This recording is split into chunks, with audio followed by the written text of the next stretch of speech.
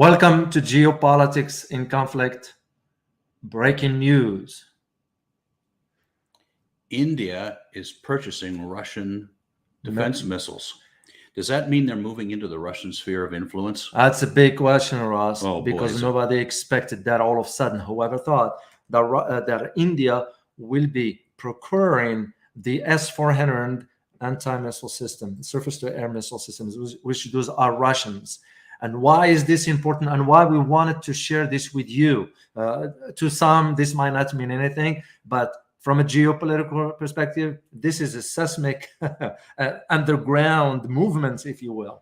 And there's a lot of moving parts to this thing. There is a lot, given the tensions that's going on right now in China, between China and Taiwan, given the trade, of course, between the U.S., given what's going on in the whole region, and given what's taking place in Afghanistan and so forth. So India's purchase of this S-400 missile system came as a shock to the U.S. because now U.S. officials are saying this is presenting, and I have a quote, by the way, from a high-ranking official in the U.S. government. And usually, you know who the high-ranking is? I found out. Who? Is Wendy Sherman, Oh, the Undersecretary of State. And okay. she said, and I quote here, she's saying that countering, it said,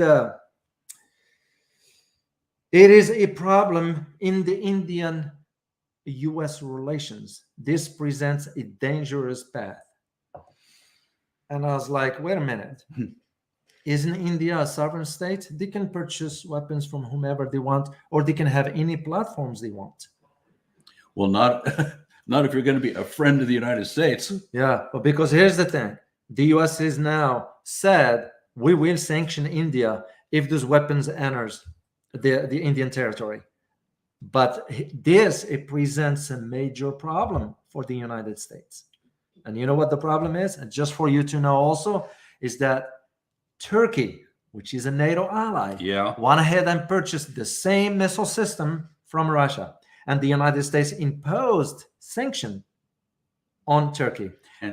Yeah, go ahead. And so what happens if the United States does not impose sanctions on India for purchasing the same missile system? And that becomes the double standards for that. But also, U.S. is concerned about losing India to Russia.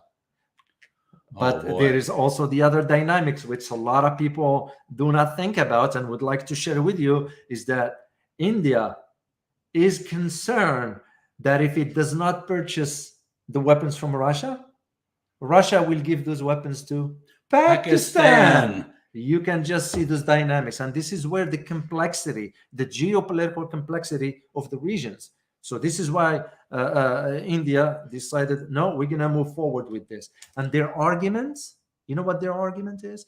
Is that this procurement or this deal has been signed in 2016. And they're just going to be delivered now. Exactly. But the deal was done 5 years ago. Yeah.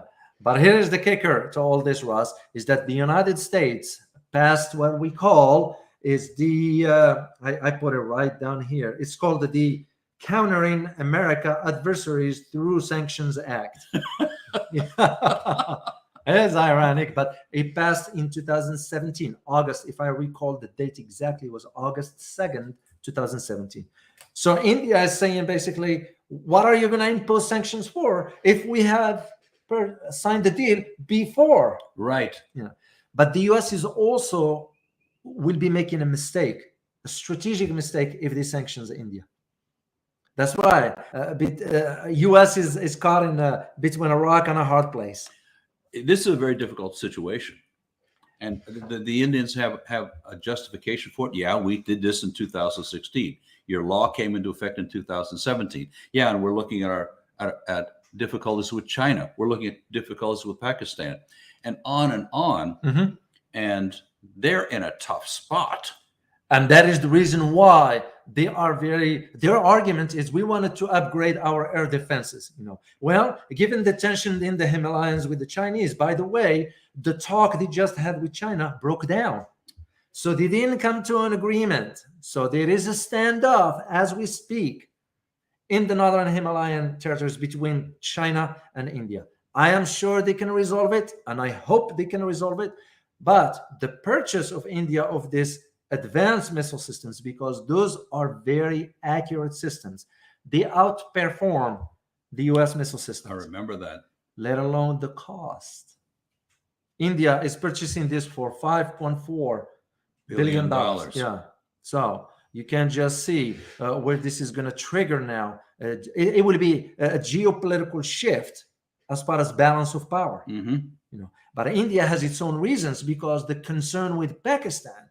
Can you imagine Pakistan having access to these weapons? That's going to tip the balance towards Pakistan versus India. We also have this back to back with that $3 billion nuclear submarine deal that India's renting, actually. They leased that from Russia. Leased it from Russia. Yeah, you're absolutely correct. Actually, yeah, I did look into that, Ross, and I did find out that they did indeed leased what's called Aquila. It's an Aquila class submarine, which is a nuclear attack submarine, basically from Russia, for $3 billion. Now, here is the question that some analysts are asking.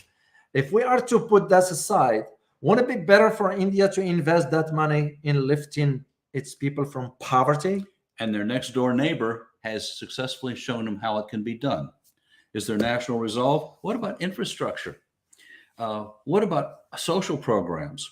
What about, it goes on, the economy, as opposed to all these billions being spent on weapons. Yeah, absolutely correct. And this is where, as a geopolitical watcher myself, I will look at these dynamics, how they are interacting. And if the US went ahead with the sanctions, that's going to be a music to the Chinese and the Russians' ears, because now what it means is that, oh my gosh, India is going to react to the sanctions by saying to the US, we don't want to cooperate with you anymore. They're a sovereign state. They can decide whatever. I do not see that happening because those type of sanctions, only the president of the United States is going to have to authorize them. That's why it's going to be one of the very, very, very delicate stuff.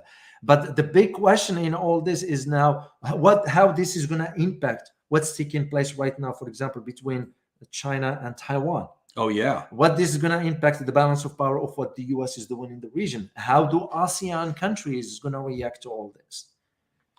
And those are legitimate questions that if you are to think about the shift in the geopolitical landscape, this is one of the hallmark of where the balance of power is going to be shifting. India can truly influence the direction now is which direction this will go. Does it go towards the Russian sphere or does it go towards the US sphere?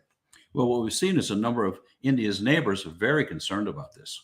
Exactly. Well, because they are concerned because for the United States, the not the question, the concern they have is U.S. concern is about tackling China, about containing China. India will play a role into that. And this is why we saw the Quad, for example, even though there are those analysts who said, India will not play any effective role in the Quad. It won't matter. As long as they are there, they can contribute, assuming this Quad will take off, which I don't see that happening. But you can just see the argument. Because if India pulls out of the Quad, that is bad news from an optic on a global level, which means the U.S. lost credibility. And this is why the U.S. now is going to be very, very in a delicate between the rock and a hard place, whether to impose sanctions on India or not. That rock and a hard place metaphor, that really does work. It does. They are in a tough situation. Indeed. But also India cannot afford not to move forward with this procurement because India's ships are sailing because of the parts from Russia. India's planes are flying because of Russia's spare parts. If they cut this deal, if they retreat from this deal and sit to Russia with that, the spare parts go away. It's gone. This is one thing Russia does when they sell their own systems. They sell like we do, of course, with the training, the maintenance, and the spare parts, which is smart parts. But the way I see it, this is going to have an impact on the security balance or security equation in the region because S-400 missile systems are very advanced, very accurate. And if India has them, that means Pakistan will be next. I think it's inevitable. I think so. I think so, because that's one thing between the two countries. And I've been watching this for years and years as far as their defense spending. Each one of them is going tit for tat. Okay. If you acquire A, I'll acquire B. If you acquire C, I'll acquire D. And that's usually how it works. So, and that is the reason why we wanted to let our viewers, we want to let you know of these developments, because we're gonna feel whatever direction India goes, we're gonna feel that one way or another. It might not be openly, but we're certainly gonna feel the impact of this one here. So, and we're gonna detail all this tomorrow when we do our live stream tomorrow at 1100 hours. So we can detail all this. So that's pretty well the takeaway for today. Yeah, exactly. We want to just at least let our viewers know what's going. The reason why we didn't want to talk about it late last night, because we wanted to verify some information. That is the reason why we had to wait till this morning and release that information, because we had to check on its accuracy. So we hope you find this information very, very informative. And as we mentioned earlier, Ross, we're going to have the live stream tomorrow where we take questions from our viewers. I hope you can join us tomorrow. And yeah, thank you for watching. Thank you for subscribing. Exactly, because we're still aiming at that 70 million target, right? That's Yes, absolutely we right. will. Yeah, and this is one of the things we also want you guys to help us out with the membership. So please check out our website on the geopoliticsinconflict.com. We have everything there that explains what the membership is all about, and help us grow, because we want to raise awareness around the world for everybody to understand what's going on. The first presentation on Australia is tomorrow. Yeah, and by the way, just as a reminder, tomorrow we will be doing our first presentation on Australia, and that's for our members. So we hope you can sign up for the membership between now and tomorrow, so you get to see, because we're going to be sharing information that we cannot share on this platform. You know what I'm referring to. So, and as always, stay informed. Till next time. Bye-bye.